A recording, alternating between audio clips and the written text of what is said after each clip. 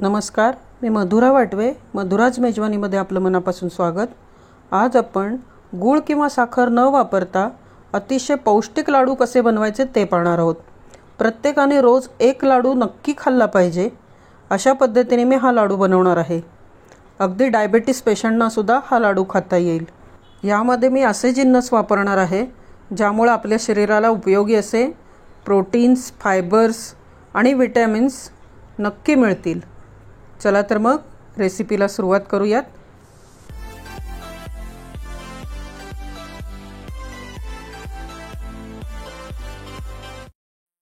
गॅसवर मी एक कढई ठेवलेली आहे.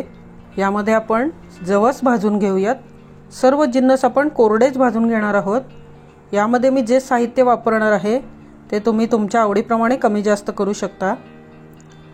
हे पहा, हे तडतड उडायला लागले की आपण गॅस बंद करून हे बाजूला काढून थंड करायला ठेवायचे आहेत.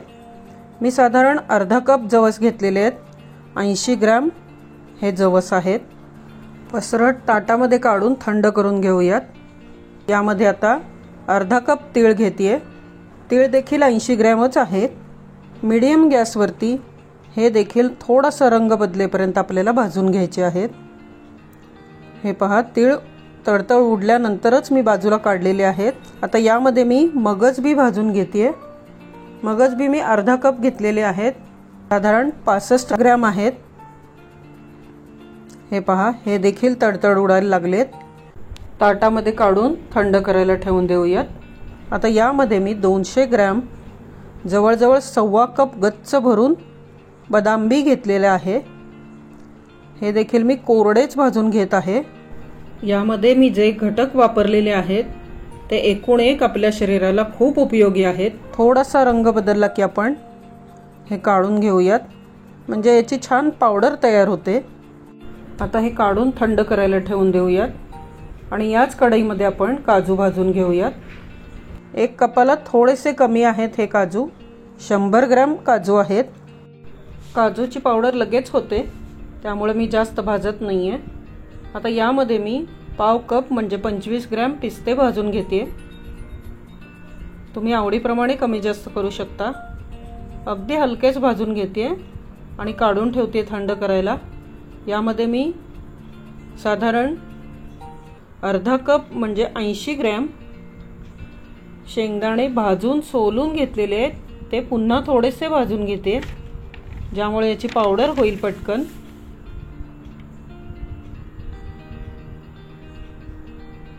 अगदी अर्धा मिनिट मी हे भाजून घेते आणि बाजूला काढून ठेवते. आता यामध्ये आपण 1 कप साधारण किसलेलं सुकं खोबरं भाजून घ्यायचं आहे. 50 ग्रॅम हे आहे. किंचित लालसर रंग आला की हे काढून घ्यायचं आहे. यामध्ये आता आपण अर्धा चमचा साजूक तूप घालणार आहोत. अर्धा कप मी तूप घेतलेला आहे, त्यातील अर्धा चमचा मी घातलेला आहे. यामध्ये मी मखाने भाजून घेत आहे, ज्यामुळे छान कुरकुरीत भाजले जातात. 1.5 कप मखाने आहेत. वजनी म्हणाल तर 20 ग्रॅम आहेत. हे पहा, याचा रंग बदलला की आपण हे काढून घ्यायचं आहे. आता यातला 1 मोठा चमचा मी तूप घालते. यामध्ये आपण डिंक तळून घेणार आहोत. साधारण 1/2 कप मी डिंक घेतलेला आहे. 50 ग्रॅम आहे. थोडा थोडा करत आपण तळून घेऊयात, म्हणजे तूप जास्त लागणार नाही. तूप छान तापल्यानंतर आपण डिंक टाकायचं आहे, ज्यामुळे तो छान फुलून येतो.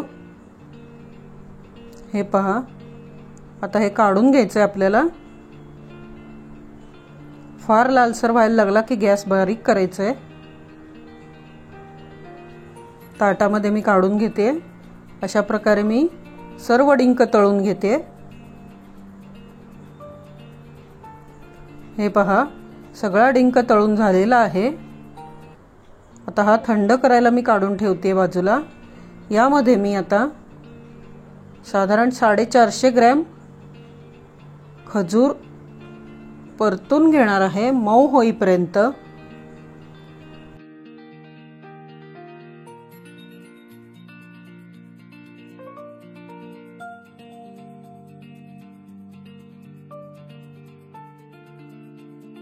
मी मुद्दाम वजन का सांगते, या प्रमाणामध्ये परफेक्ट लाडू होतात, गोडीला देखील ते खूप छान लागतात।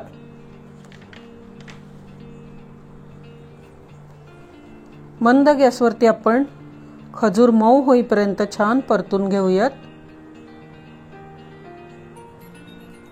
अशा पद्धतीने कढईला दाबत दाबत आपण हा खजूर परतून घेऊयात। हे पहा, याचा एकच गोळा तयार होतोय आता, किती मऊसर झालेला आहे।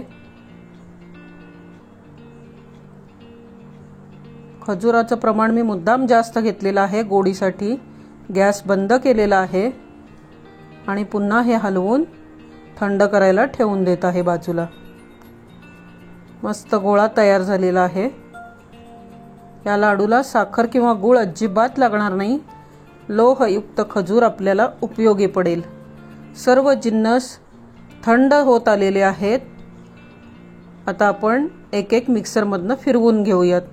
सुरुवातीला मी बदामाची पावडर करून घेतलेली आहे। परातीमध्ये एक एक जिन्नस आपण काढत जाऊयात। थोडीशी जाडसरच काढायची आहे। यामध्येच आपण काजू मिक्सरमधनं फिरवून घेऊयात।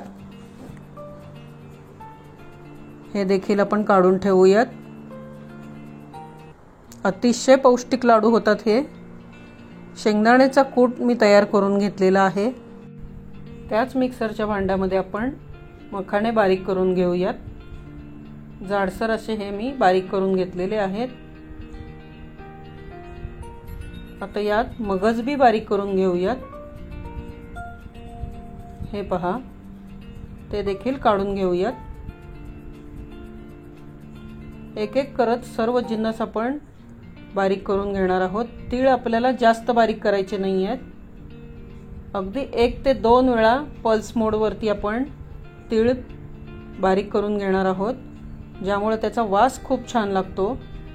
जवस आपण मात्र एकदम बारीक करून घेणार आहोत, ज्यामुळे यामध्ये जवस घातलेले आहेत हे लहान मुलांना देखील कळणार नाही। डिंक थोडा थोडा करत आपण मिक्सरमधनं फिरवून घेऊयात।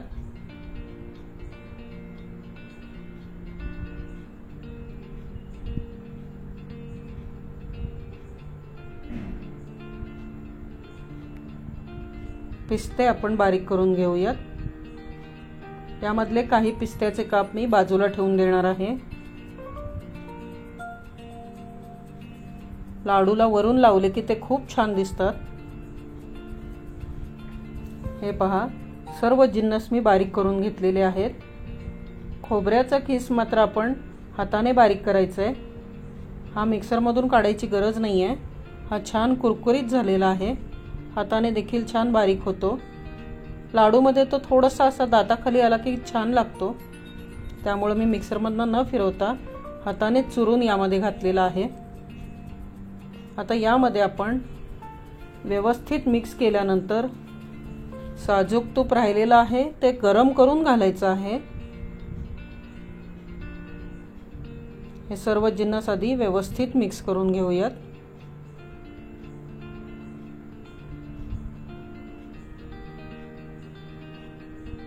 पहा, आपण यामध्ये काय काय घातलेलं आहे।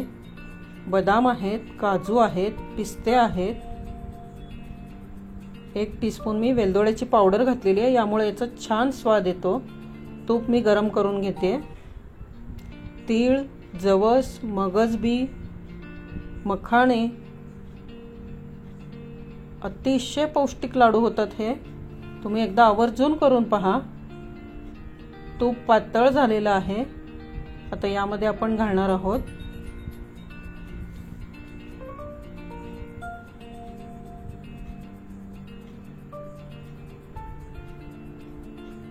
लहान मोठ्या आकारामध्ये तुम्ही जसे आवडतील त्याप्रमाणे लाडू बनवलेत। जर अगदी छोटे बनवले तर 50 लाडू व्यवस्थित होतात। मीडियम साइजचे 40 लाडू होतात। खजूर आपण यामध्ये घालूयात। थोडंसं मी मिक्सरमधनं फिरवून घेतलेलं आहे खजूर पुन्हा। आता हाताने व्यवस्थित मिक्स करत आपण एक जीव करून घ्यायचा आहे।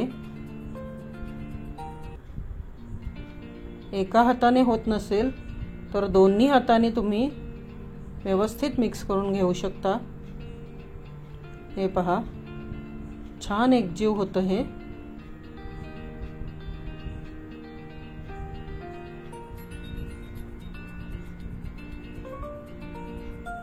हे पहा, याचा मुटका होतोय, लाडू वळला जातोय व्यवस्थित। अजिबात साखर किंवा गुळाच्या पाकाची गरज नाही आहे।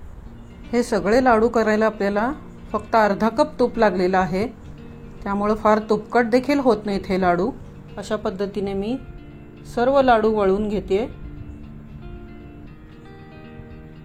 यापेक्षा छोटे सुद्धा लाडू तुम्ही बनवू शकता। साधारण 40 लाडू झालेले आहेत माझे।